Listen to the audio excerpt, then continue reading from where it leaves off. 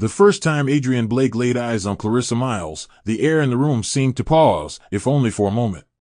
It was a cold January morning in Boston, 10 years ago, during a volunteer fundraiser for rebuilding the Easton Creek School Library that had been destroyed in a winter fire. Adrian, a 26-year-old civil engineering intern fresh out of MIT, was hunched over architectural sketches at the back of the community hall when a quiet laugh caught his attention. Clarissa, then 22, had walked in wearing worn-out jeans, a patched denim jacket, and a pair of black leather boots she had designed and hand-stitched herself. Her presence wasn't loud, but it carried a kind of grace, grounded, unbothered, and oddly magnetic. While others introduced themselves with boastful LinkedIn-like summaries, Clarissa merely said she was good with her hands and went straight to helping kids stack books into boxes. Adrian watched her from afar, fascinated by how unshaken she seemed, unaware that he was already being pulled toward her gravity. That day, while most tried to impress the organizers or secure job recommendations, Adrian found himself volunteering to carry crates just so he could walk beside her. They talked about books, not brands. She told him about growing up in a modest home with her father, George Miles, a widowed shoemaker who raised her in a quiet Boston suburb on a philosophy of discipline, integrity, and craftsmanship. Adrian, conversely, was from an upper-middle-class family in Cambridge, with a mother who valued polished image over purpose, and a father who demanded excellence without affection. As they walked through the icy parking lot that evening, their breath-forming clouds in the air, Clarissa asked Adrian what he truly wanted in life: no filters, no rehearsals. It was a question no one had ever asked him without an agenda. For a moment, Adrian fumbled. He said something about owning a firm one day and building skyscrapers across continents. Clarissa smiled gently and said, "I just want to build something that lasts. Doesn't matter if it's tall." That simple line stayed with Adrian long after the project ended. Over the weeks that followed, they exchanged calls, emails, and met during volunteer meetups. Adrian introduced her to Trevor Jacobs, his college roommate and the only person he truly trusted. Trevor found her odd at first but eventually came to admire how grounded she was, how her simplicity wasn't an act but a lifestyle. Clarissa, on the other hand, introduced Adrian to Carla Ridgway, her childhood best friend and now a hairdresser who rented a tiny stall in a shared salon. Carla was skeptical of Adrian at first, warning Clarissa that men who cared too much about prestige usually cared too little about people. But Clarissa brushed it off, convinced that Adrian was different. And, to be fair, in those early days, he really was. He showed up. He helped her organize her pop-up shoe displays at the weekend market. He cheered her on when she got her first bulk order. He even tried learning to cut leather once, lasted 10 minutes before giving up with a smile and sore thumbs. But beneath Adrian's gentle smiles and supportive gestures was a quietly boiling conflict, one he himself wasn't fully aware of. Raised by a father who measured love by achievement and a mother who weaponized appearances, Adrian grew up internalizing that being good wasn't enough. You had to be exceptional, and more importantly, you had to look exceptional. While Clarissa found joy in fixing broken saws, Adrian dreamed of building legacies that echoed through glass towers and Forbes profiles. Clarissa didn't mind living in a modest rented apartment with creaky stairs and faulty heating, as long as it was filled with laughter, shared meals, and love. Adrian, however, saw modesty as a phase, a waiting room before real success. This quiet ideological mismatch didn't surface in fights or dramatic arguments back then. It lingered in their unspoken choices. When Clarissa would spend hours designing a single pair of custom shoes, Adrian would browse real estate listings for homes worthy of their future.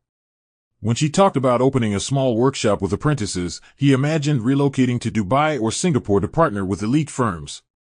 At the time, neither of them realized these were not just differences in ambition, but fractures waiting to spread.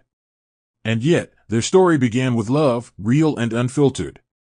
The kind of love that looked beyond clothes and credentials. Clarissa loved him not for what he could become, but for who he was then. Adrian, on the other hand, loved the way she made him feel seen, until eventually, being seen wasn't enough. Their relationship bloomed like something out of a quiet poem, gradually, with intention and steadiness, despite the differences in their worlds. In the early days of their courtship, Adrian would walk Clarissa to her father's house after her workshop hours, both of them sipping coffee in mismatched mugs as they strolled past frozen sidewalks. George Miles, a man of routine and silence, had observed their growing closeness without much comment. He was not easily impressed. Having raised Clarissa alone after his wife's death from leukemia when Clarissa was only 8, George had learned to read people through more than just words. He admired Adrian's punctuality and ambition but often warned Clarissa, "Don't let a man's goals steal yours." Clarissa would roll her eyes lovingly, replying, "Dad, not every dream is dangerous." Meanwhile, Adrian, swept up in the warmth of a family so different from his own, found comfort in their humble dinners, card games, and the soft way Clarissa's hand fit into his. He had never had a woman like her, one who didn't seek his name, wealth, or status, but rather saw him, flaws and all. On Friday nights, he would often show up with bags of takeout, and they'd spend hours watching documentaries or talking about life. Clarissa would share her dreams of building a handcrafted shoe label that empowered skilled but invisible artisans, dreams Adrian found admirable but, internally, too small for the future he envisioned. By their second year together, their routines became intertwined in the rhythms of real life. Clarissa worked long hours in a shared workshop space behind an old hardware store, hand-cutting leathers, stitching soles, and managing custom orders.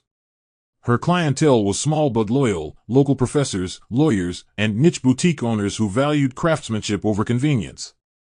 Adrian, now employed as a junior project manager at Harlan Ridge Infrastructure, was thriving, frequently receiving praise for his efficiency and futuristic design proposals. However, the cracks began to form not through fights or betrayals, but subtle shifts in how they saw time, success, and value. Clarissa wanted to move slowly, to invest in quality, relationships, and sustainability.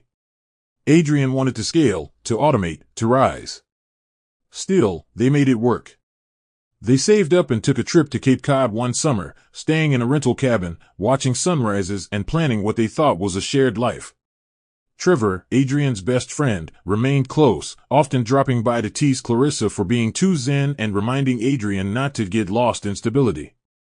On the flip side, Carla, Clarissa's razor-tongued best friend, started becoming wary. "I like him," she said once after dinner, "but I also think he's in love with who he thinks he'll become, not who he is now." Clarissa brushed it off, believing love was enough to anchor any storm. By their third year, talk of marriage had naturally crept into their conversations. Adrian had introduced Clarissa to his parents, an uptight couple living in a well-decorated home in the suburbs. His mother, Eleanor Blake, had greeted Clarissa with an air of measured politeness, scanning her simple dress and calloused hands with a tight smile. "So, you're into shoes?" she had asked, sipping wine from crystal. "How quaint." Adrian's father, Martin, a retired naval officer turned consultant, asked more pointed questions about her earnings and future plans. It was clear, Clarissa was not the daughter-in-law they had envisioned. After the dinner, Adrian apologized profusely for their behavior, but Clarissa only smiled and said, "It's okay. You're not them." Deep inside, however, the seed of awareness had been planted. Adrian hadn't stood up for her during the jabs. He had laughed nervously, changed the topic, pretended not to notice. Still, the relationship moved forward. They signed a lease on a cozy one-bedroom apartment downtown and started planning for the future. Clarissa balanced her shoe orders with a part-time teaching gig in a vocational institute, and Adrian was promoted to lead site analyst. They shared dreams and doubts over late-night meals and cheap wine. They still laughed, still made love in the quiet, and still promised to grow old together. But already, beneath the surface, their visions of together were beginning to veer apart, one rooted in contentment, the other in conquest. It was supposed to be perfect. Adrian had envisioned every detail of his proposal for weeks, maybe even months. He'd reserved a table at Valentina's by the Bay, a high-end waterfront restaurant known for its panoramic ocean views and violin-accompanied meals. It was Valentine's weekend, and he believed the occasion carried just the right blend of romance and expectation. Adrian had already bought the ring, a platinum solitaire diamond nestled in a velvet box, sleek and symbolic. But when the night came, a sudden snowstorm disrupted everything. The violinist canceled, the chef was late, and Clarissa, stuck in traffic due to a blocked freeway, arrived an hour late and drenched in icy rainwater. Her boots were soaked, her coat was torn at the hem, and her hair clung to her cheeks. But she smiled, still, when she saw him, her eyes soft, forgiving. Adrian, irritated but hiding it, went through with the plan. He knelt by the window as the staff dimmed the lights and whispered a shaky rehearsed line about love, growth, and forever. Clarissa didn't cry like he expected. Instead, she blinked slowly, laughed, and pulled him up into an embrace. "Yes," she said. "Even if you hadn't asked me with violins and seafood, I'd still say yes." That moment, imperfect, spontaneous, raw, somehow felt more real than any fantasy. And yet, even as they kissed, Adrian couldn't help but feel slightly disappointed that it hadn't been captured just as he had imagined. Clarissa, meanwhile, couldn't stop staring at the ring, not for its size, but for the commitment it symbolized, one she believed they both still understood. Weeks after the proposal, they threw a small engagement dinner at George Miles' house, where laughter filled the dining room and the aroma of Clarissa's favorite roast chicken filled the air. George raised a glass with calloused hands and gave a speech so honest that it silenced the room. "Marriage isn't built on events," he said, "but on quiet mornings and long nights when love feels more like a decision than a feeling." Carla gave Clarissa a long, tight hug, whispering something inaudible that made them both laugh. Trevor brought a vintage bottle of wine and teased Adrian for finally locking it down, while also quietly warning him that real love doesn't tolerate shortcuts. But while the evening was joyous, Eleanor and Martin Blake had opted not to attend. Adrian had claimed they were traveling, but the truth was less flattering. They'd simply made excuses. Clarissa had sensed it, but chose not to confront it. She was focused on building a new chapter, not chasing approval. She and Adrian began attending premarital counseling sessions at a non-denominational center, a suggestion she made after reading about the importance of communication exercises. Adrian humored her, though sometimes with an eye on his phone, checking building plans or replying to client texts. Clarissa ignored it, believing that once they were married, he would settle into a rhythm where they could grow deeper, together. She poured herself into the wedding plans, opting for a small ceremony at a botanical garden near the outskirts of Boston, where ivy curled around statues and every corner looked like a page from a forgotten fairy tale. Yet beneath the glitter of invitations and floral decisions, a quiet warning pulsed inside Clarissa, subtle but persistent. Adrian had started speaking more often about the future, but in ways that felt detached from their shared vision. He spoke of business trips to Singapore, potential firm partnerships in Dubai, and once even mentioned that having children might pause momentum too early. Clarissa had laughed it off at first, attributing it to stress and timing, but her laughter didn't reach her eyes. At night, when he'd come home exhausted, she'd massage his shoulders while he scrolled through endless architectural reports. Sometimes he'd pause to kiss her forehead, thank her, and then fall asleep mid-sentence. Clarissa started keeping a journal, an old leather-bound notebook her father had once gifted her, where she scribbled sketches for new shoe styles and little observations about the man she loved. She still believed in them. But slowly, faintly, she began to feel like the only one holding the thread of their intimacy, while Adrian was already reaching for other strands, ones woven in glass towers, prestige, and unspoken distances. Neither of them realized it then, but that ring, beautiful as it was, would soon become a symbol not of unity, but of diverging roads. Long before Clarissa Blake ever imagined marrying a man like Adrian, she had fallen in love with leather, the thick, earthy scent of tanned hide, the sound of her blade slicing through material, and the quiet satisfaction that came from molding something with her hands. Her earliest memory of creation was at age 6, sitting beside her father George as he reshaped the heel of a broken boot using nothing but an old cobbler's hammer, a tiny awl, and thread so strong it looked like wire. It was never glamorous work, but it was honest. George had been a shoemaker in their neighborhood for over 3 decades, respected for his attention to detail and integrity. When her mother died, Clarissa found her escape in that little workshop behind their house. She didn't just inherit her father's tools, she inherited his hands, his discipline, and an eye for precision most designers lacked. By her teenage years, she was already crafting sandals and slip-ons for neighbors and family friends. What began as hobby turned into purpose. While others scouted scholarships to attend universities, Clarissa spent her late teens taking night courses on sustainable material sourcing, anatomical foot alignment, and custom fit techniques. Her goal wasn't to be famous, it was to be excellent. By the time she met Adrian, she already had a modest but growing reputation among local artisans for producing handcrafted shoes that felt like second skin to those who wore them. Adrian, in the beginning, had supported her ambition in a way that felt genuine. He'd help her carry boxes to street fairs, smile at buyers, and once even created a simple website to display her work. But over time, that encouragement began to sour. It started with small comments, suggestions that maybe she should make her branding more modern or marketable, implying that what she was doing, while admirable, lacked scalability. "You don't want to spend your life bent over leather and glue," he once joked, unaware that the very act he belittled was her deepest joy. Clarissa initially laughed along, chalking it up to his career-focused worldview. But when he began recommending she outsource her designs to cut time, or flirted with the idea of her shutting down the workshop after their wedding to focus on home, a quiet ache began forming inside her. She loved Adrian, yes, but the man who once celebrated her passion was slowly morphing into someone who saw it as a side hobby at best, or an obstacle at worst.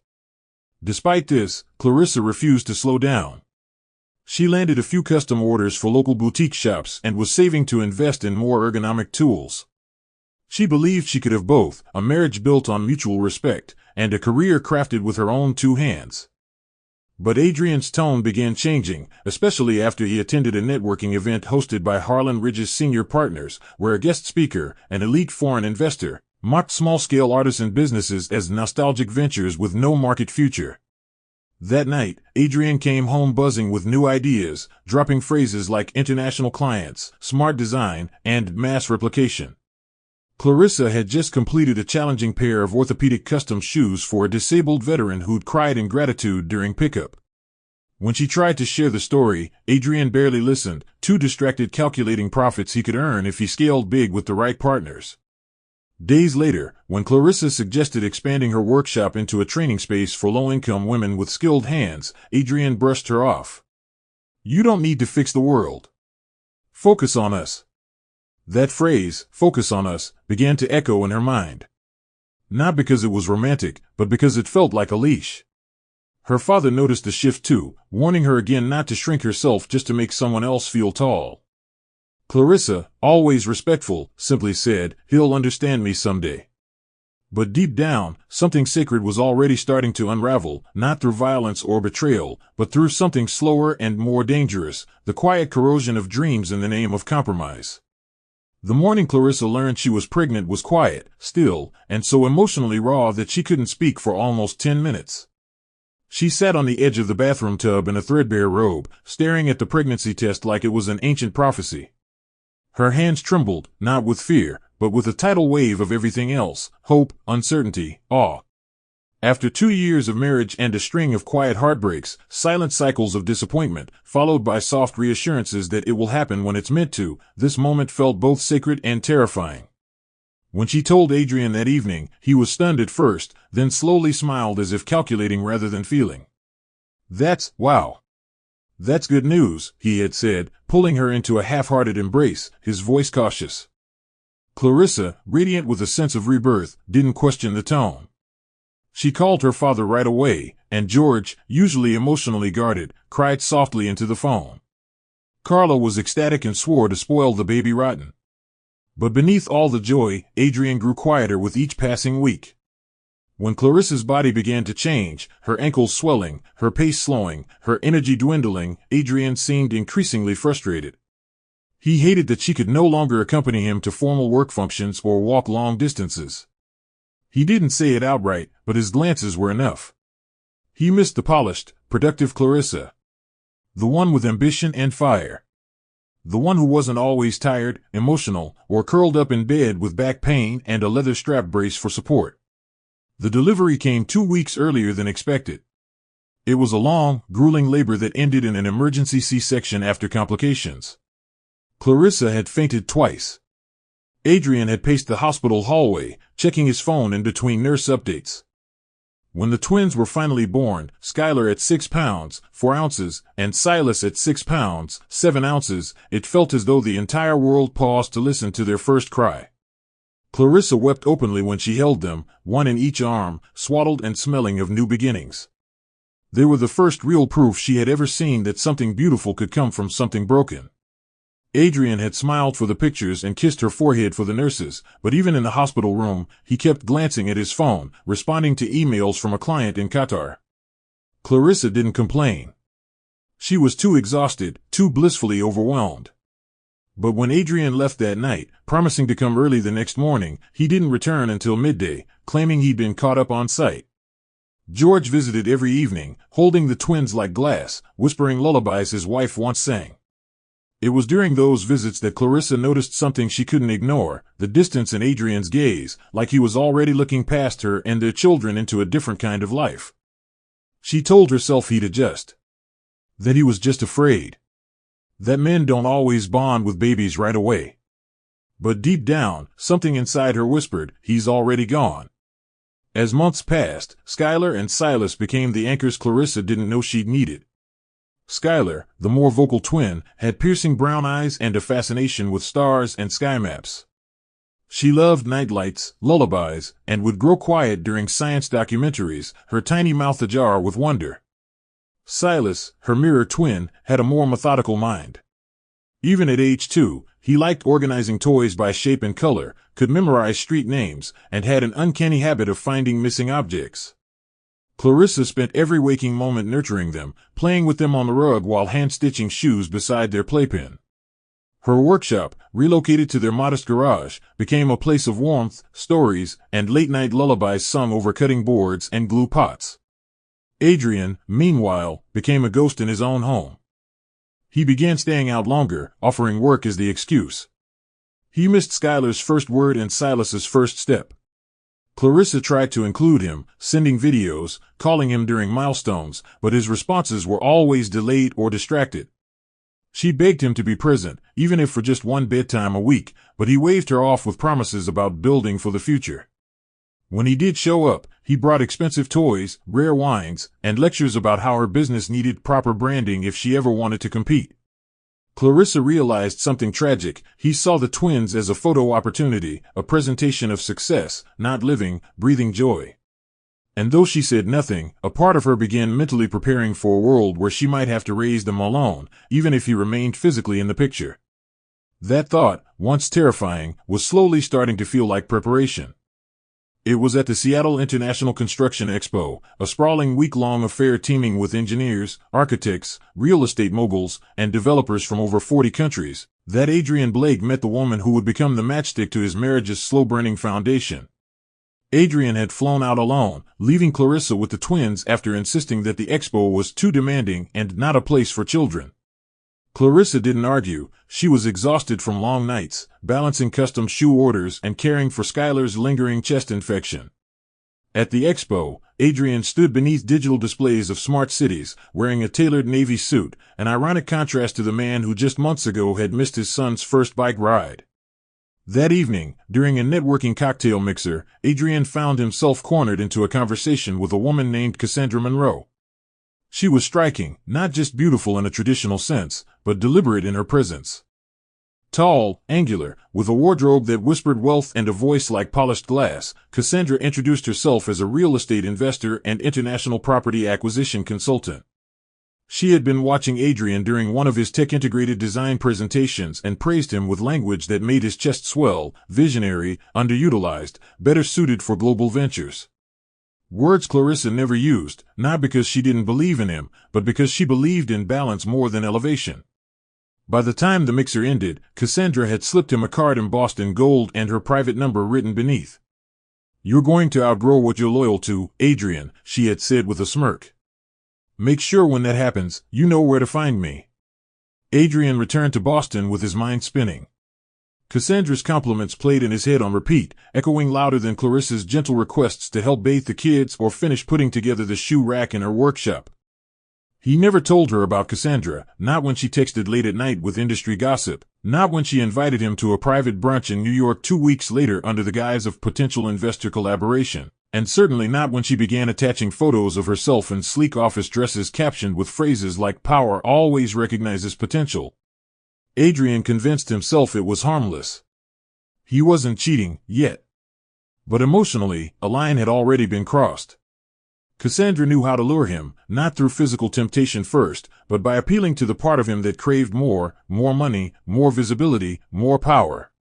She made him feel like he was meant to be the man he saw on LinkedIn profiles and Fortune magazine covers. With Clarissa, he was grounded, practical, loved, and needed. But with Cassandra, he felt airborne, limitless, worshipped. She fed his ego the way Clarissa once fed his soul. It was subtle at first, a few late-night video calls, private chats during his office hours, and hints that her firm had property investments in Dubai and Singapore. She planted dreams that Clarissa never would, and she nurtured his frustration with being a local success. Adrian began resenting his home, his garage, the scent of glue and leather, and the background noise of children playing. He had begun to taste another life, one where he didn't have to wipe noses or repeat lullabies, and it was intoxicating. Meanwhile, Clarissa noticed the changes not in the obvious ways, but in the absences. Adrian no longer asked how her orders were going. He stopped complimenting her designs, stopped showing up for Silas's geography contest or Skylar's science presentation.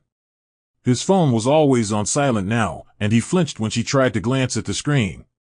He traveled more frequently, always claiming urgent site visits or client dinners. The scent on his shirts changed, no longer the musky vanilla of his old cologne, but something sharper, feminine. When she once jokingly asked, "Should I be jealous of your client Cassandra Monroe?" he had paused, just a fraction too long, before laughing it off.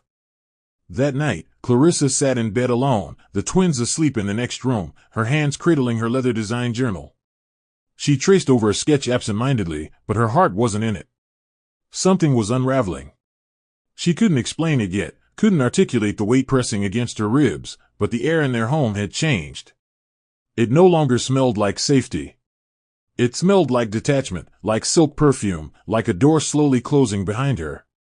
And though she didn't want to believe it, Clarissa Miles Blake, mother of twins, maker of shoes, lover of a man slipping through her fingers, knew that something or someone was coming to replace her. The first time Clarissa smelled the unfamiliar perfume on Adrian's shirt, it wasn't even the scent itself that struck her, it was the absence of his usual one. For years, he'd worn a warm, woodsy cologne she had bought him on their 3rd anniversary, one that lingered on his neck and pillows. But this new fragrance was different, expensive, floral, and cloying. When she leaned in for a kiss as he entered the house one evening, and he instinctively pulled back, pretending to be tired, her heart stumbled.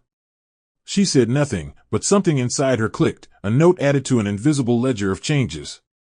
His late nights, his distant stares, his frequent trips, the way he avoided the twins' weekend routines. She began watching him the way someone might watch the tide before a flood, subtle movements, incremental withdrawal. There were new cufflinks she hadn't gifted him, a gold-embossed notebook with CM on the back, and hotel loyalty cards in his wallet that she didn't recognize. But what shook her most wasn't what she found, it was his indifference to hiding them. Adrian had stopped pretending. He was careful, but not cautious. It was as if her suspicion didn't matter anymore. Clarissa began keeping mental notes, every receipt, every sudden trip, every whisper of lies laced as business. One Sunday afternoon, while folding laundry in the master bedroom, Clarissa noticed a red envelope peeking from the inner lining of Adrian's blazer. Her fingers trembled as she pulled it out, revealing an invitation to an exclusive gala hosted by international property developers in New York. The date on it coincided with the night he claimed to be in Philadelphia for a site emergency. Her breath hitched. It wasn't just a lie, it was deliberate and rehearsed. She sat down on the edge of the bed, the twins' laughter echoing faintly from the backyard as Skylar helped Silas build a makeshift rocket from cardboard. Clarissa closed her eyes and whispered, "Why?" to a room that had once held their dreams. But confronting him wasn't simple. She knew Adrian well, he would turn it into a lecture, make her feel paranoid, jealous, even irrational. And worst of all, she feared what would happen if her instincts were right. That evening, she sat across from him at the dinner table, serving his plate quietly, watching how he barely looked up, too consumed by a message from someone she now knew wasn't just a business contact. He smiled at his phone, an easy, relaxed smile she hadn't seen in months, and something inside her broke a little more. She didn't need to read the message to know who it was. That night, she lay awake in bed long after he had turned away from her. The space between their bodies had never felt wider. She realized she was sleeping next to a stranger dressed in her husband's skin. Meanwhile, Cassandra grew bolder in her intrusion, gifting Adrian Italian suits, exclusive club passes, and expensive gadgets, branding him in her own image.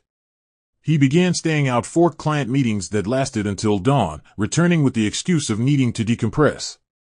When Clarissa asked gently if he was overworking himself, Adrian snapped, accusing her of not understanding the pressure he was under, calling her too domestic-minded to grasp the scale of his responsibilities. The word stung, especially because she had sacrificed her own dreams time and again to hold their family together. She never asked him to stay for every dinner or every recital, only to be present, to show up. But Cassandra, with her high-rise lifestyle and seductive ambition, offered him a vision Clarissa could never compete with, not because she lacked worth, but because Adrian had changed the criteria. He no longer measured love by loyalty or sacrifice. He measured it by status, wealth, and proximity to power. Even the twins noticed the change. Silas asked one night if Daddy had a new job that made him forget bedtime, while Skylar, sharper and more intuitive, simply said, "Daddy smells different." Clarissa didn't respond. She just kissed their foreheads, tucked them in tightly, and went back to her workbench. Her hands shook as she stitched leather that night, the needle poking through with a force that mirrored her splintering calm. She didn't know when it happened, but her marriage had become a house of mirrors. Everything looked intact from a distance, but up close, the reflections were fractured, distorted by lies, silences, and the invisible fingerprints of another woman who was no longer lurking in shadows, but standing in her place. It began quietly, too quietly. A new wristwatch here, a high-end briefcase there. Then, a sleek charcoal gray Jaguar F-Pace parked in the driveway one Thursday morning, shining like temptation under the early Boston sun. Clarissa blinked in surprise when she saw it, unsure whether she was still dreaming. Adrian emerged from the driver's seat, sunglasses perched low on his nose, and casually muttered, "Client appreciation bonus." He kissed her cheek like everything was normal and brushed past the twins without acknowledgement. Skylar asked if it was Daddy's birthday. Silas, more reserved, simply stared at the car like it had come from another planet. Clarissa stood frozen in the doorway, trying to understand how a man who had once scrutinized grocery budgets was now flaunting luxury purchases like confetti. She hadn't seen a change in his job title, no windfall announcement, no inheritance letter, nothing to explain the sudden leap in spending. At first, she told herself it was just a reward, maybe a long overdue bonus. But then came the platinum credit card she didn't recognize, the whispers over the phone in a language of numbers and locations, and the sudden calls from unfamiliar banking institutions. When she asked, Adrian brushed it all off with a forced smile and claimed he was handling new private investors, as if she should feel proud, not alarmed. But Clarissa had always been good with numbers, not just stitching patterns or leather shaping, but tracking, budgeting, and balancing their home expenses down to the last cent. When the utilities and mortgage receipts stopped arriving in her name and the joint bank account began reflecting strange withdrawals, she knew something was wrong.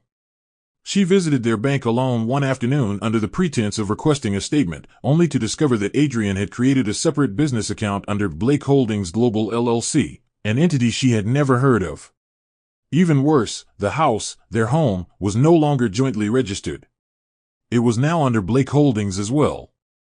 The same had been done to the car title, the condo they had once leased before moving, and even the small savings fund she'd been building for the twins' education. Her name was gone from everything that had once been theirs. When she confronted Adrian, his response was coldly calculated. "I'm protecting our future," he said. "You wouldn't understand how wealth management works at this level." It was the first time he had ever said "I'm more than we." Clarissa stood there, heart-pounding, hands clenched, staring at a man who was no longer her husband, but a stranger wearing his smile. The man who once held her as she cried from postpartum exhaustion now looked at her like a liability. And while Clarissa's world trembled silently, Cassandra Monroe's grip over Adrian tightened. She had introduced him to a network of global real estate players, convincing him that Boston was too small for his ambition. Under her guidance, Adrian had begun processing offshore accounts, holding meetings over encrypted calls, and attending investment dinners at skyscraper lounges Clarissa had never even heard of. Cassandra painted a future where they'd live in a Dubai penthouse, sipping gold-flaked champagne, hosting elite investors, and leaving behind the domestic limitations that were dragging him down. She had even secured him part ownership in a high-rise development company overseas, a move Adrian kept hidden from Clarissa, claiming instead that he was consulting remotely for a firm in Toronto. The money poured in fast, too fast. New suits, upgraded electronics, foreign bank cards began showing up. He stopped using the family car and hired a driver for important meetings. When Clarissa tried once more to question him, not argue, just understand, he raised his voice in a way that made Skylar cry. "Why are you always trying to clip my wings?" he shouted. "Why can't you just be happy that I'm finally becoming someone?" And Clarissa, stunned into silence, realized something horrifying. Adrian didn't just want to leave her behind financially. He wanted to evolve without her. As he grew intoxicated by Cassandra's promises and the artificial high of wealth, Clarissa watched the man she married vanish into a version of himself she could no longer reach. And still, she said nothing, not because she was weak, but because she was watching, calculating, preparing. What she didn't know yet was how far Adrian was willing to go. Or how brutally he would cut the final thread. It began with words, quiet ones, veiled in concern, sweetened with manipulation. "You've been doing too much," Adrian said one evening as Clarissa was sanding a piece of dyed leather for a custom ankle boot. "Maybe it's time to slow down. Be more present." Clarissa blinked at him, her fingers pausing mid-motion. "You mean close the workshop?" she asked carefully, already dreading the answer. Adrian exhaled, like a teacher disappointed his student didn't catch the hint. "I mean, do you really need to keep bending over those shoes all day? You're not in your 20s anymore. The twins are growing fast. Maybe they need you more now than ever." He said it so gently, with just the right mix of worry and affection, that anyone else would have mistaken it for love. But Clarissa heard what lay beneath. Your dreams don't matter anymore. And worse, she saw the subtle sneer in his gaze as he glanced around the garage where she now worked, scraps of suede and leather, glue bottles, shelves of tools arranged meticulously, the scent of cedar polish lingering in the air. He didn't see artistry or dedication. He saw a hobby. Something unimpressive. Something backward. She had always known Adrian was ambitious.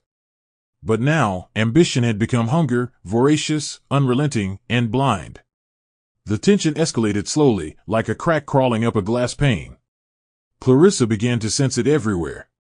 When she received a bulk order from a boutique in Vermont, Adrian mocked it. $400 for 15 pairs of shoes? You could make that in 30 minutes consulting. He began showing her online articles about automation, 3D printing for footwear, suggesting she get with the times. Clarissa tried explaining that her work was about quality, legacy, human touch. That the very heart of her craft was what couldn't be replicated by machines. But he wasn't listening anymore. He began using her choices against her, subtly, but cruelly. When she couldn't accompany him to a networking event because Skylar had a fever, he accused her of never supporting his career the way Cassandra would. That name slipped out like a drop of poison, and though he tried to cover it up, "I meant Carla," he lied, badly. Clarissa already knew the truth. His resentment had grown teeth. It wasn't just disapproval anymore. It was disdain. At dinner, he picked at her food. At night, he turned away from her in bed. And during the day, he was hardly ever home. She found herself increasingly alone, not just physically, but emotionally, mentally, stranded in a marriage that had become a performance. A performance she was no longer invited to play in. Still, Clarissa didn't crumble. She adjusted. She focused on the twins, pouring her love and energy into Skylar's science projects and Silas's puzzle tournaments. She reorganized her workspace, took on more complex orders, and even began mentoring a young woman named Leah, who'd recently lost her job at a retail store and wanted to learn the craft. Her business wasn't just surviving, it was growing, quietly, steadily.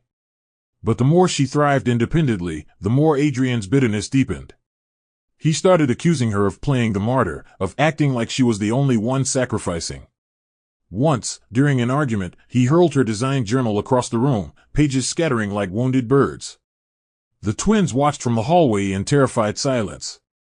Clarissa gathered the pages, her hands trembling, and said nothing. Not then. Not yet. She had realized something powerful, that Adrian no longer wanted a wife. He wanted an accessory. A silent woman. A background fixture to his emerging empire. And she, Clarissa Blake, would not be erased. But the erosion had begun. Not in their finances or their routines, but in the foundation of their vows. The man who once helped her cut ribbon on her first pop-up booth was now trying to shut her down completely. And the saddest part? He didn't even recognize the cruelty of it. Because when love dies quietly, it doesn't scream. It whispers. And Clarissa had started hearing those whispers everywhere. It began like any other Tuesday morning. Clarissa packed Skylar and Silas's lunchboxes, kissed their foreheads as they clambered into the school shuttle, then returned to the house to find Adrian already gone. No note. No message.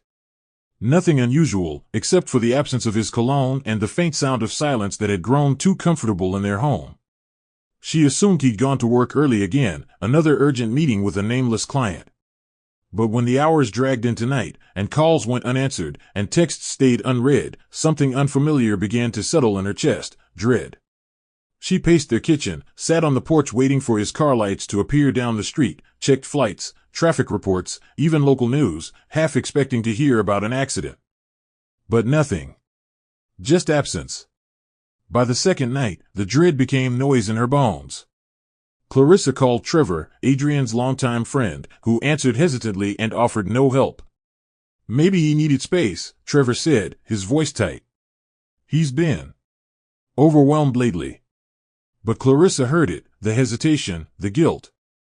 Something was wrong. On the third morning, she found an envelope in Adrian's dresser drawer, hidden beneath folded shirts.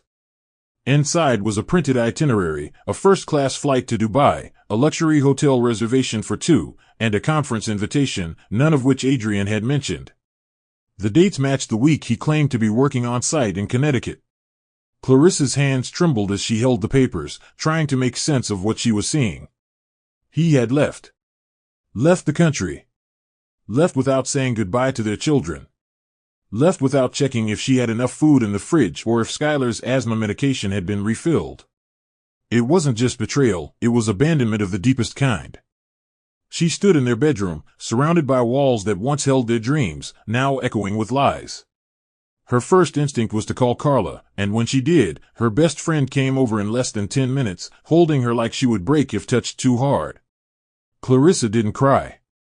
Not that night. She simply sat at the edge of the bed, holding the flight details, rereading them like they might change. He took her with him, she whispered, more to herself than to Carla. He didn't just disappear. He ran.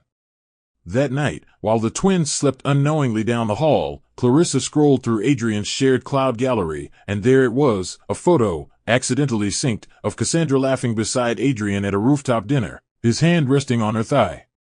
The caption read, "To New Beginnings."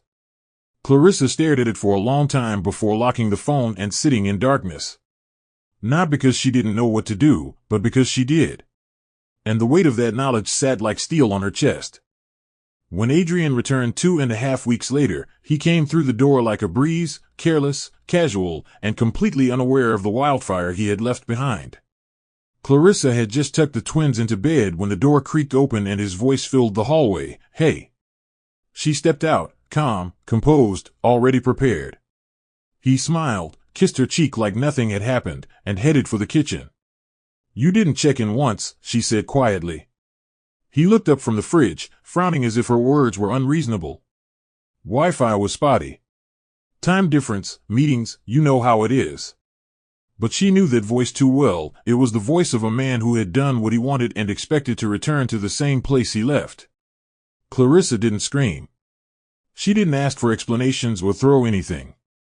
Instead, she handed him the printout she had found. His expression faltered for just a second, then reset into arrogance. "So, what?" "I needed a break. You've been cold. Distant. I felt like a ghost in this house." The audacity nearly choked her. He had gone across the world with another woman, and still found a way to blame her. That night, Clarissa didn't sleep beside him. She took the couch and wrapped herself in a silence so loud it echoed. Because now, more than ever, she knew the man she married wasn't coming back, not in spirit, not in truth. And soon, he wouldn't be returning at all. Adrian didn't just disappear this time, he began orchestrating a silent erasure. In the weeks following his return from Dubai, something cold and calculated moved behind his eyes. Clarissa noticed it in his routines, his suddenly organized documents, calls taken behind closed doors, and increasing obsession with controlling every inch of their shared life.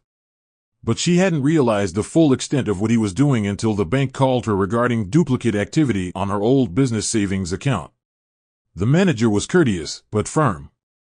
"Mrs. Blake," he said, "this is just a courtesy notice. There was an attempted transfer of funds from an inactive joint account under your name. We flagged it because the co-signatory, Mr. Adrian Blake, submitted conflicting identification documents." Her pulse went cold. She visited the branch in person, only to discover that Adrian had forged her signature on several documents in the past month, including the withdrawal rights to their children's college savings, the small workshop loan Clarissa had secured in her name years ago, and even the insurance policy they had renewed before the twins were born. He had systematically removed her name from every asset they once shared, properties, accounts, vehicles, and even their health insurance. And it hadn't stopped there. A silent partnership had been signed between Adrian and a shell company owned by Cassandra Monroe, placing all marital assets under an umbrella firm, Blake Holdings International, a name Clarissa had never approved, let alone heard of. Clarissa's knees buckled beneath her as she sat in the bank's cold glass-walled office, her hands trembling, her voice nearly gone. The manager handed her a file of photocopies, legal documents, all bearing what was supposed to be her signature, notarized in her absence. "It's identity fraud," Carla muttered hours later as they sat in her kitchen, papers spread across the table, the twins upstairs watching cartoons, unaware their entire world was collapsing. "This is betrayal on a criminal level." But Clarissa, instead of exploding, went quiet, too quiet. Her silence wasn't weakness, it was strategy. Her eyes scanned every line of every document. She wasn't naive. Adrian was smart, meticulous, and dangerously convincing when he wanted to be. No one would believe she hadn't signed these papers unless she had undeniable proof. The deeper she looked, the more she saw how perfectly constructed the deception was, emails crafted to mimic her tone, login histories wiped, bank letters rerouted to a rented P.O. box she didn't even know existed. He'd been planning this for months, maybe longer. And the worst part? He had already listed the house for sale, their home, without her knowledge. A showing had been scheduled for the following weekend. A real estate flyer advertising the property, complete with interior photos, was circulating in investor circles online. He was erasing her from her own life, while sleeping under the same roof. When she confronted Adrian that evening, he didn't deny it. Instead, he offered her a glass of wine and said coolly, "Don't fight this, Clarissa. It's cleaner this way." She blinked, stunned into disbelief. "Cleaner?" she echoed. He shrugged. "You've been unhappy. We both have. I'm just doing what you wouldn't admit needed to be done." He paced the kitchen as if explaining a weather forecast. "You can keep a portion of whatever I haven't tied up. I'll even transfer something to help with the kids, if you don't make this messy." Clarissa stared at him like he was a stranger. A man who had once cried when Skylar had been hospitalized with a high fever now spoke like a corporate villain making a hostile acquisition. She couldn't believe what she was hearing, not because he'd stolen from her, but because he no longer saw her as anything more than an obstacle to be swept aside. That night, as Adrian slept comfortably in their marital bed, Clarissa sat by the garage window, tears sliding silently down her face, not from sorrow, but from clarity. He was preparing for a future without them. He wasn't just leaving her, he was leaving the children, the memories, the life they built. And soon, he'd be gone for good. She just didn't know how soon that goodbye would come, or how ruthlessly it would be delivered. It happened on a Wednesday, cloudy, quiet, unassuming. Clarissa had just returned from the neighborhood pharmacy with Skylar's inhaler refill and a small packet of Silas's favorite orange gummies when she noticed something strange. The front door lock had been changed. She tried her key once, then twice, before realizing it wasn't jamming, it had been replaced. Her heart pounded in her chest as she knocked, then banged on the door, shouting Adrian's name. No response. She called his phone. Straight to voicemail. Confused and disoriented, she walked around the back to see the patio door bolted from the inside. Panic rising in her throat, she called Carla and then the locksmith, convinced it was a mistake. But it wasn't. An hour later, a courier in a black SUV pulled into the driveway and handed her a sealed brown envelope with her name printed in block letters. Inside was a 2-sentence letter. "This house has been legally transferred to Blake Holdings International. You are no longer a resident. I've relocated abroad. Do not contact me again. Signed, Adrian. There was no salutation. No explanation. No apology. Just the brutal finality of ink and cowardice. Clarissa stared at the paper, her fingers trembling, the sounds of neighborhood children playing in the distance growing muffled, like they belonged to another world. Her legs gave way, and she collapsed on the concrete step, the letter falling beside her like a discarded lie. It was Carla who picked her up, both physically and emotionally, bundling her into the back of her van with the twins and a small overnight bag of clothes they'd packed earlier for a weekend stay at her place. Skylar didn't understand what was happening, but she clutched her asthma teddy tighter, her wide eyes scanning Clarissa's face for answers. Silas was silent, always the quiet observer, but Clarissa saw the questions brewing in his mind, the betrayal registering in his bones even if he didn't yet know the full story. Carla's basement wasn't big, but she cleared space for an inflatable mattress and brought down extra pillows and blankets. That night, as Clarissa lay between her children in that dimly lit space, surrounded by storage boxes, unfinished walls, and the scent of dust and detergent, she finally allowed herself to cry. Not quiet tears, but sobs that cracked from the inside out, the sound of a woman mourning not just the man she lost, but the trust, the years, the dignity so brutally stolen from her. Her hands clutched her leather toolkit, not out of habit, but as a lifeline. The last thing she still had control over. That night, as the twins clung to her like shields in the dark, she whispered to herself over and over, "We're still here. We're still here." Because sometimes, survival starts with refusing to vanish. Meanwhile, thousands of miles away, Adrian Blake stood on a balcony overlooking the shimmering skyline of Dubai, a flute of champagne in one hand and Cassandra on the other. He didn't check his phone. He didn't ask how the twins were doing. He didn't wonder if Clarissa had somewhere to sleep. Cassandra laughed beside him, her arm draped around his shoulder, wearing a silk dress he had purchased the day before with stolen money. "We did it," she whispered, and Adrian smiled, not because of joy, but relief. He had done the unthinkable. He had cut loose every anchor, every burden, every inconvenient tie. He had disposed of his family like trash on a business spreadsheet and escaped into a glittering world where no one asked about loyalty or sacrifice. He had power now, or so he thought. What he didn't know, what he couldn't foresee, was that the woman he abandoned wasn't weak. Clarissa wasn't broken. She was quiet, yes. Grieving, yes. But she was watching. Learning. Plotting her rise from the very rubble he left her in. Because a woman who survives abandonment doesn't rebuild for revenge, she rebuilds for legacy. And Adrian Blake had just unknowingly birthed the very storm that would one day swallow him whole. 3 weeks had passed since the night Adrian vanished with their home and dignity, and the world around Clarissa had shifted into a version she didn't recognize, but one she was determined to survive. Carla's basement had become more than just a place to sleep, it was now the headquarters of a woman reclaiming her life from scratch.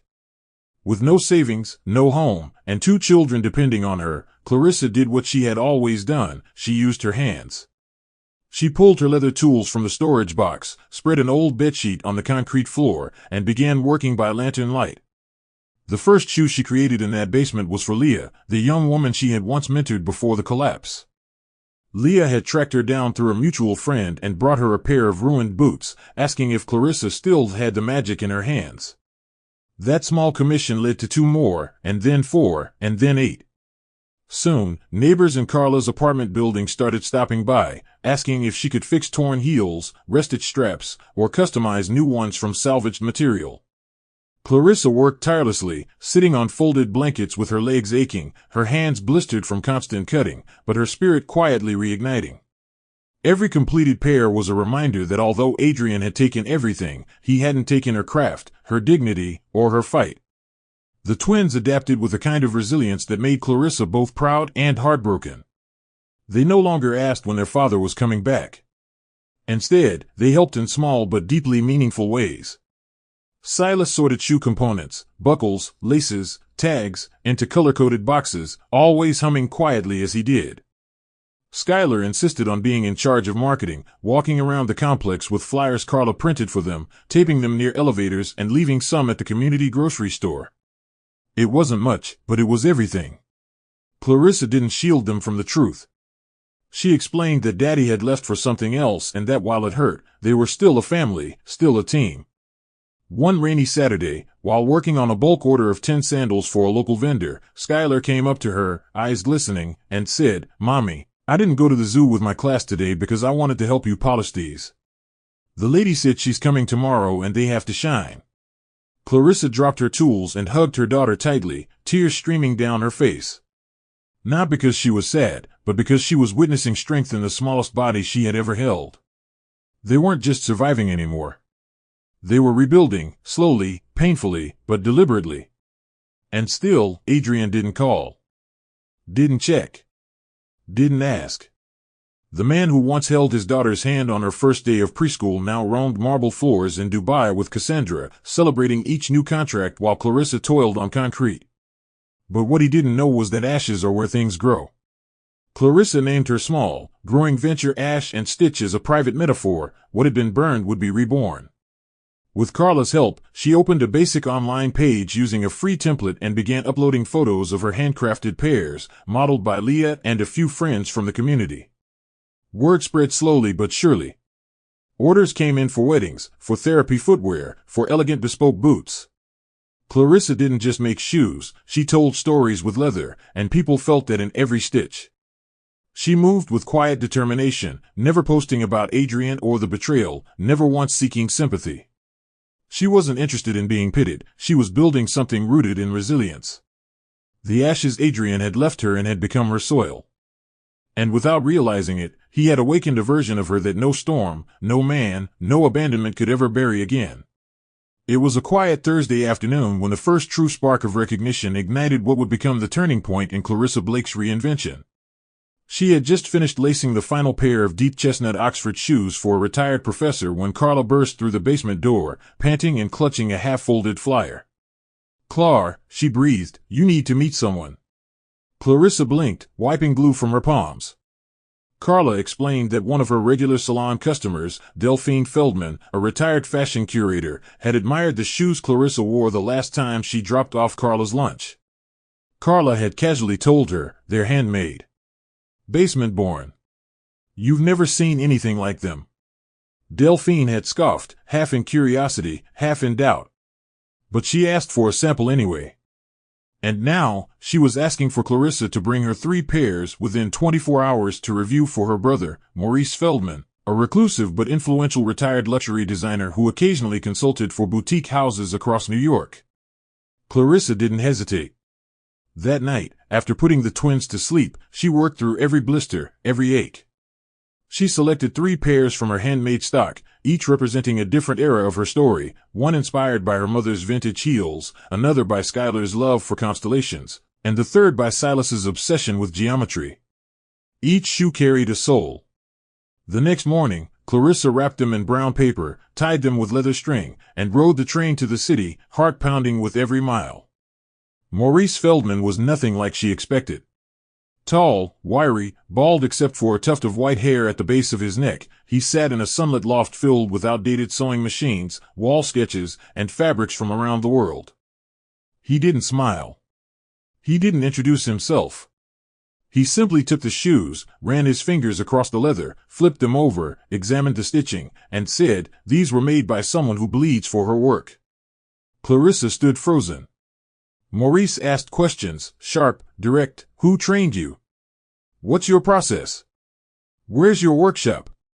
She answered each one, honestly and without embellishment. After a long pause, he finally leaned back and said, "They're not perfect. But they're alive. And that's rare." Delphine clapped. Maurice, ever cryptic, handed Clarissa a small notepad with the names of 5 boutique owners in Manhattan.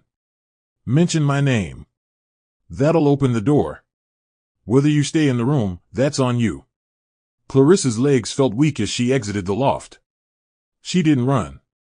She didn't cheer. But deep within her, something ancient and powerful stirred. It wasn't validation she felt, it was awakening. Someone had seen her not as a mother, not as a victim, not as a woman left behind, but as an artist. That spark lit a match Clarissa didn't even know she was still carrying. Within days, her inbox lit up with inquiries from two boutiques, La Côte Soleil and Marin Gray Studio, both high-end, niche brands focused on handcrafted apparel and footwear. They requested samples, style sheets, and a mini feature for their newsletter. Carla cried when Clarissa told her. Leah danced barefoot in the basement. The twins made a banner out of cardboard that read, "Ash and Stitch goes big." Clarissa smiled through it all, but kept her feet grounded. This was only the beginning. She reinvested every penny back into the work, buying stronger adhesives, hiring a local seamstress part-time, upgrading her packaging with eco-friendly boxes and custom tags bearing her new logo, designed by Silas. Skylar contributed too, suggesting names for each new release: the Meteor, the Quiet Flame, the Twin Star. Clarissa watched her children not just grow, but build with her, step by step. She didn't update her social media with pity posts. She didn't badmouth Adrian. She simply worked. Word of mouth became her momentum. The boutiques called back. Orders grew. Her hands were raw by week's end, but her heart was full. And though she never spoke his name again, Clarissa knew Adrian would soon hear hers, not through revenge, not through scandal, but through success so loud it would echo into every corner of the life he left behind. Because from the ashes, she had found her spark. And now, she was fire. The Dubai skyline glimmered like a crown, radiant and untouchable, exactly how Adrian Blake had envisioned his future. From the penthouse suite of the Burj Renaissance residences, he gazed out over a city that never seemed to rest, believing he had finally arrived. He wore his success like armor, tailored Italian suits, a sapphire-encrusted wristwatch, and a rotating gallery of luxury cars leased in his name. Cassandra Monroe was always beside him, dressed in silk and dripping in privilege, parading herself as both his business partner and his prize. They were the new power couple, invited to international property galas, seated next to diplomats, and courted by venture capitalists who whispered of high-rise partnerships and offshore accounts. But beneath the glittering surface, Adrian's foundation was built on deceit. His success wasn't rooted in strategy or sustainability, it was rooted in stolen funds, forged documents, and a rapidly evaporating trust from the very firms he had convinced to invest. His arrogance blinded him to the early signs of collapse. Small warnings, emails from compliance departments, delayed fund releases, subtle distancing from colleagues, were brushed off. "They're just jealous," he told Cassandra as they toasted another deal at the Blue Lotus Sky Bar. "They don't understand our vision." Cassandra nodded, but her eyes were already scanning the room, calculating her next move. It didn't take long for the cracks to widen. One of the Dubai-based investors, a stern German banker named Klaus Reinhardt, grew suspicious of discrepancies in Adrian's transfer receipts and offshore routing numbers. When a wire transfer of over $200,000 to a real estate acquisition in Bahrain bounced back, Adrian blamed a system glitch, but Klaus wasn't convinced. He began digging. It wasn't long before Reinhardt unearthed that Blake Holdings International had no legitimate audit trail and was tethered to a shell company that didn't match the initial incorporation promises. The whispers started, quiet at first, then louder, as more investors began reviewing their stakes. Cassandra, ever the chameleon, started missing meetings, feigning illness, distancing herself from Adrian's name on paperwork. Adrian noticed, but refused to acknowledge it aloud. He was too proud. Too desperate to maintain the illusion. Cassandra was playing a game he hadn't learned yet, survival at any cost, even if it meant stepping over the man she had built up. Meanwhile, Adrian's arrogance blinded him further. He still walked into meetings with a grin, hosted parties at their penthouse, and posted curated photos with vague captions like Empire Mode activated. But behind the scenes, the walls were closing in. Foreign business compliance regulators opened an inquiry. His visa sponsorship was flagged for review. His last 3 transactions were frozen pending legal verification. But Adrian still refused to believe he was falling. Then came the betrayal that sliced deeper than he anticipated. Adrian returned to the penthouse one evening after a failed boardroom presentation to find the place stripped of most of its luxury items, watches gone, jewelry missing, Cassandra's closet cleared. A single envelope sat on the kitchen island. Inside was a hand-scrawled note. This was always about survival. You were the latter. Thanks for the view. No signature. Just finality. She had emptied their joint Dubai account, every cent Adrian had stashed, including his emergency reserve. His heart pounded as he scrambled to call her, only to find her number disconnected and her social media accounts deleted. Panic set in. He raced to the real estate firm where their pending property deal was nearing final close, only to be told the partnership was on hold due to external red flags. Adrian's smile faded. For the first time in years, he didn't feel in control. He felt hunted. Alone. Betrayed. With growing legal pressure, a potential visa termination, and no financial fallback, Adrian finally did something he hadn't done since he boarded that plane months ago. He sat still. And thought of Clarissa. Not with longing or remorse, but with fear. Because somewhere deep down, a gnawing voice whispered what he refused to admit: the woman you left isn't where you left her. And just like that, the empire he built on lies began to collapse, not with fire, not with thunder, but with the quiet creak of a kingdom built on counterfeit promises. Falling in on itself. Clarissa never once uttered Adrian's name again. Not when she received her first wholesale order from Marin Gray Studio, not when Ash and Stitch's website crashed from too many visitors in one night, and not even when a Boston fashion columnist featured her story in a full-page spread titled From Ruins to Royalty, the woman who built a brand in a basement. She never played the victim, not once. She never told the press about the betrayal, the stolen house, or the man who vanished with her life savings. If they asked, she simply smiled and said, "Life has its seasons.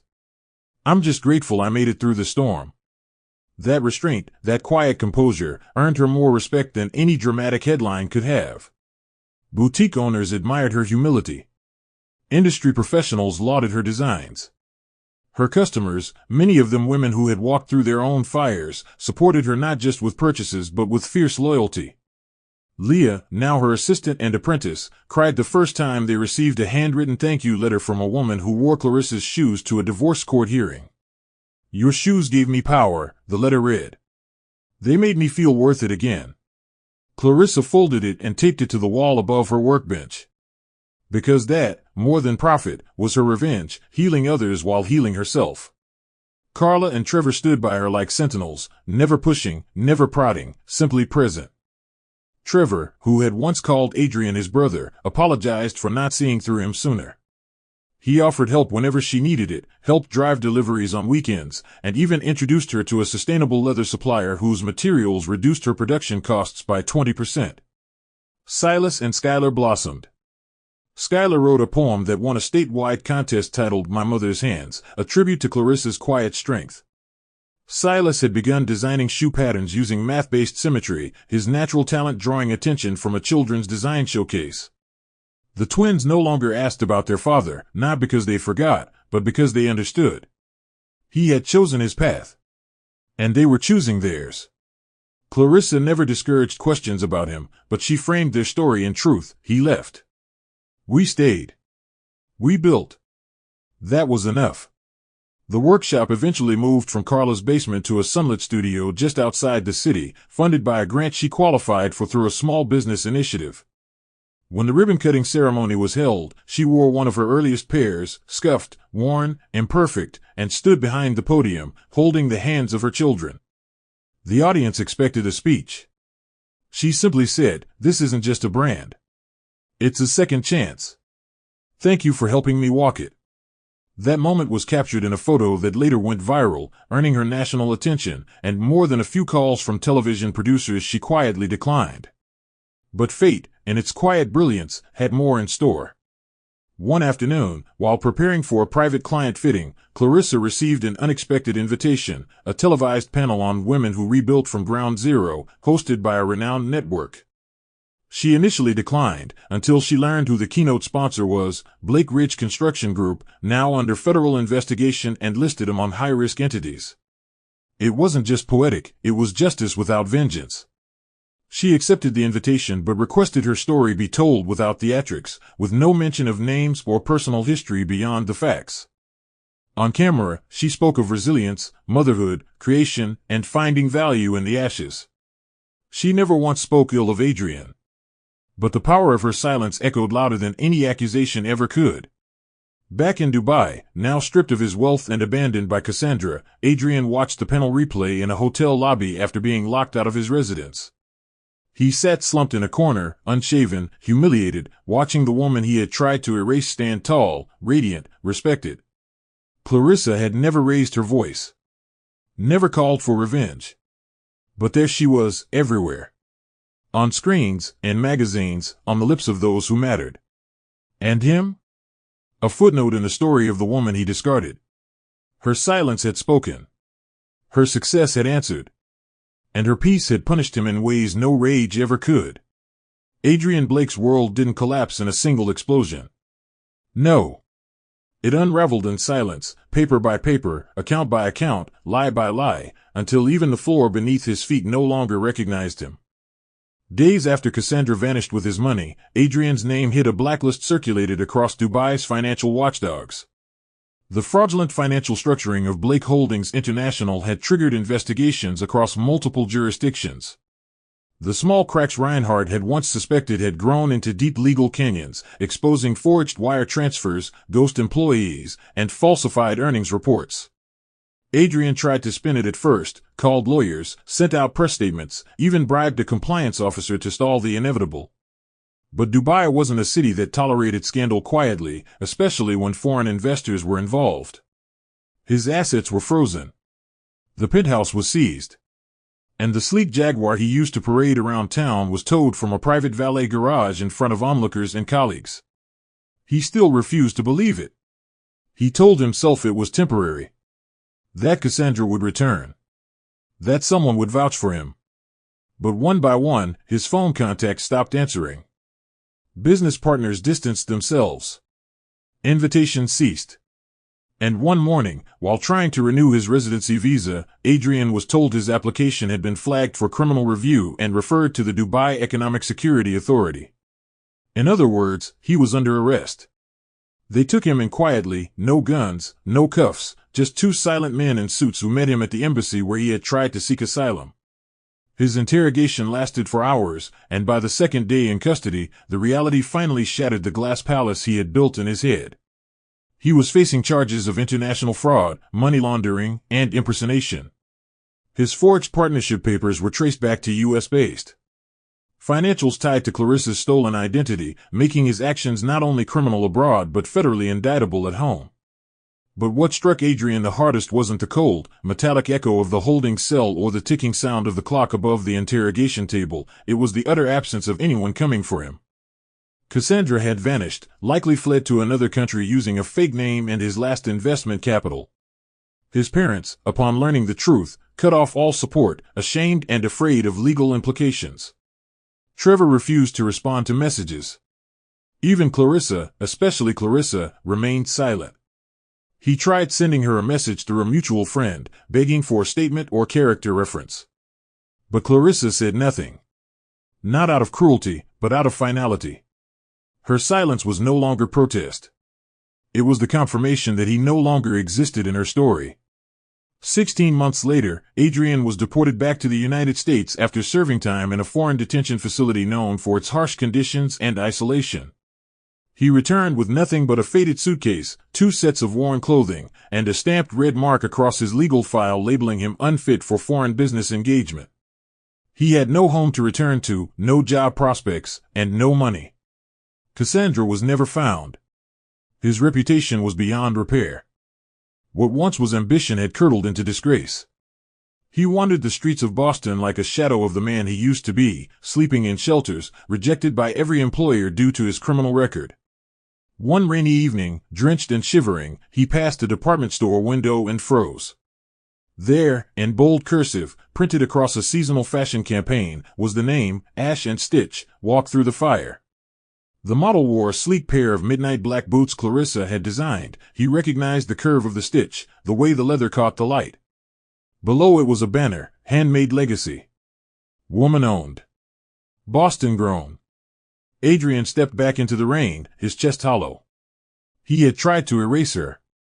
But she had risen higher than he had ever imagined. Her story had outlived him.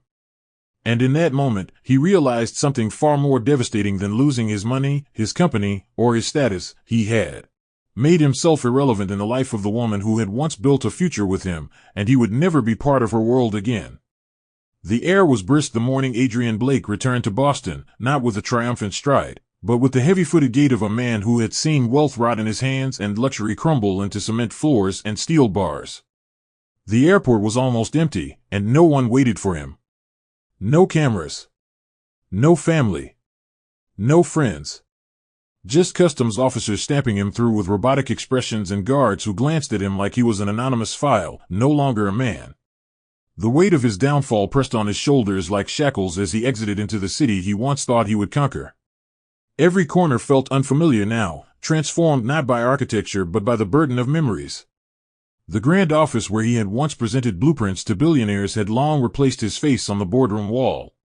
The lounge where he used to network now had security personnel who politely redirected him out, recognizing his name on a restricted entry list. Homeless shelters became his safe havens. He rotated between two, clutching a duffel bag that held the last remnants of a life he could no longer claim. He stopped shaving, stopped talking to anyone unless necessary.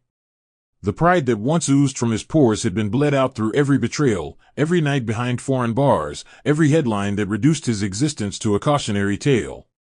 He saw her again for the first time by accident. It was late autumn, and Clarissa Blake was being honored at the annual Women in Design and Craftsmanship Summit, hosted downtown at the Conservatory Hall. Adrian wasn't invited, of course.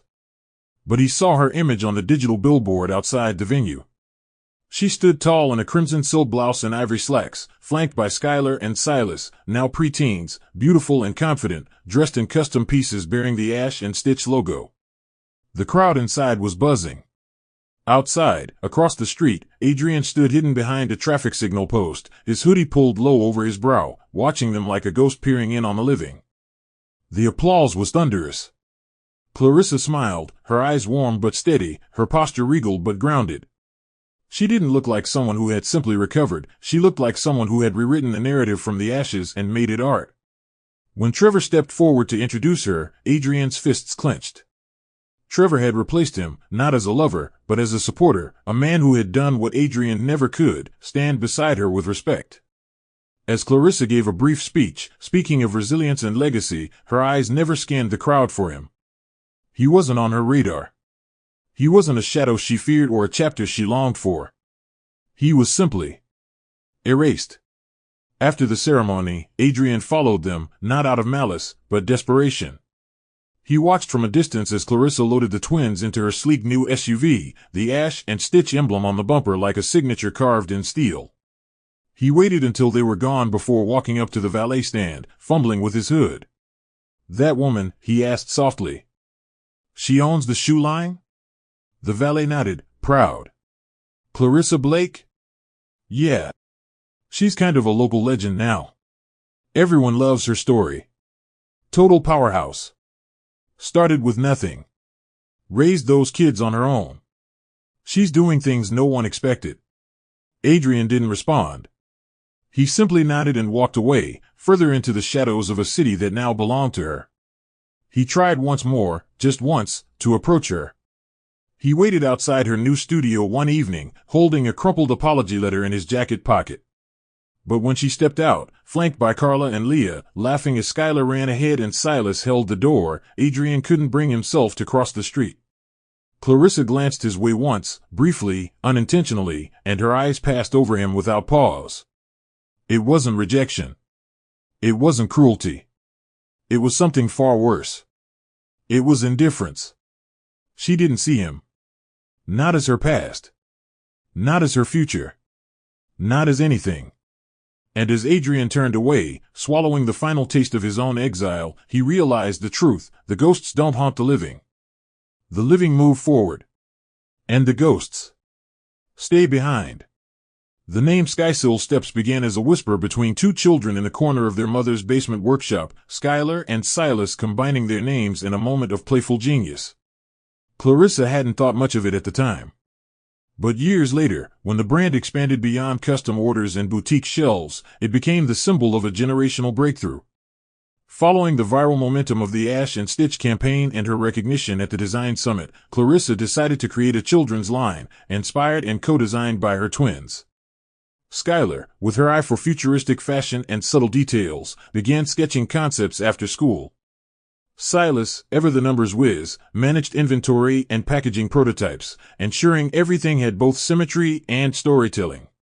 The line, which started with 10 prototype pairs, quickly sold out during a soft launch at a neighborhood festival. Clarissa watched in awe as her children negotiated with customers, explained the story behind each design, and adjusted displays with a professionalism well beyond their years. It wasn't just a product, it was a reflection of survival, collaboration, and heritage.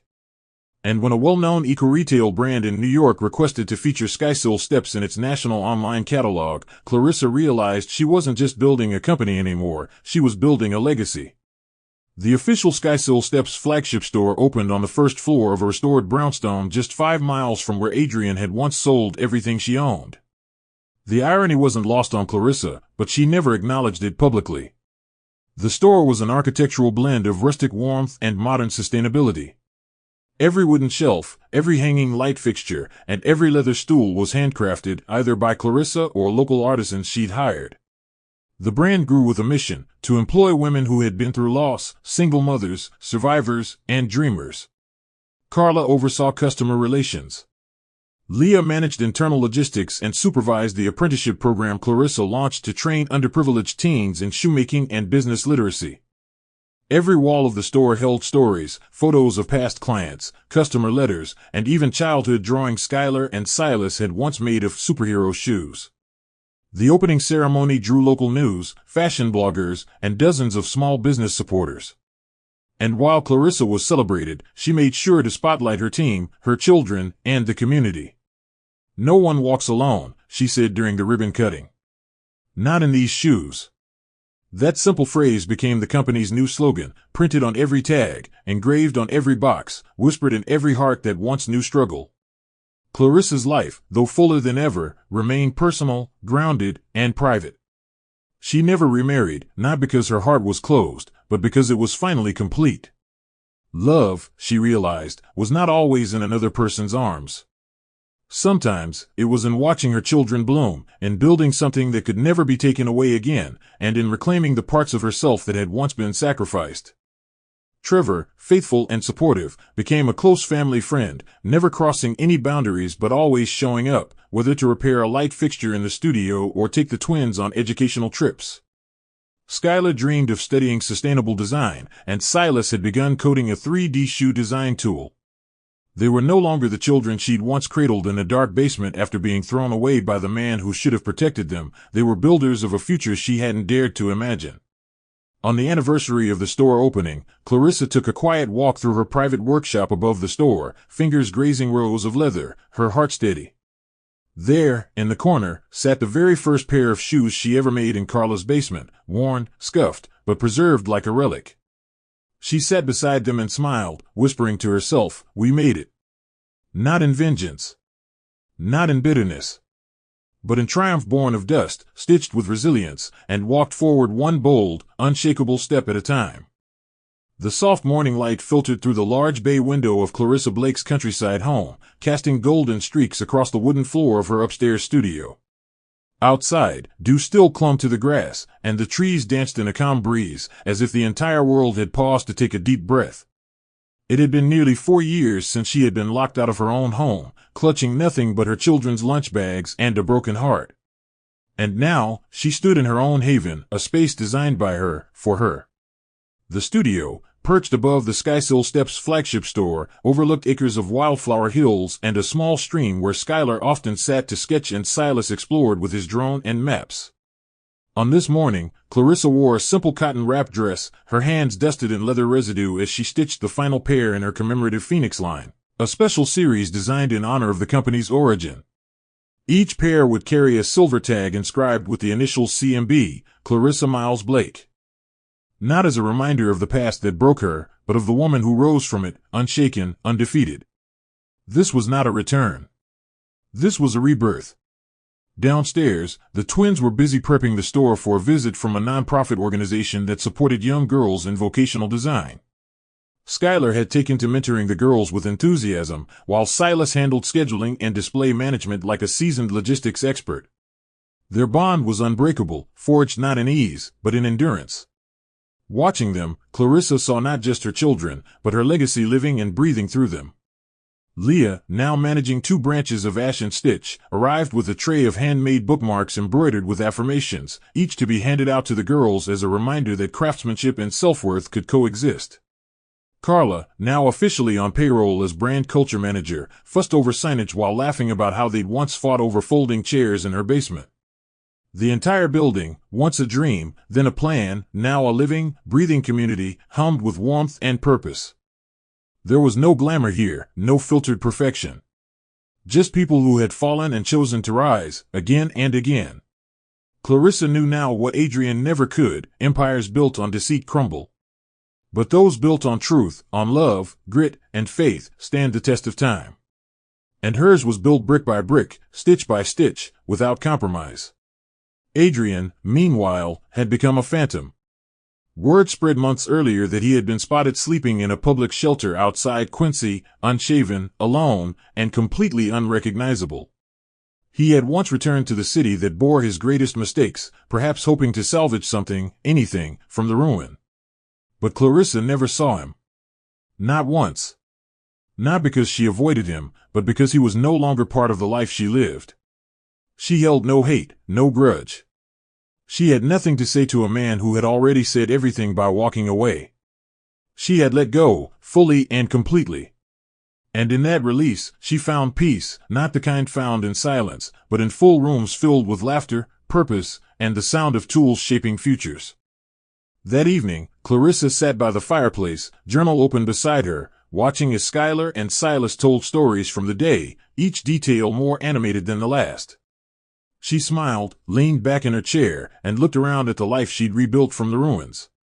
This wasn't a second chance. It was a first real one.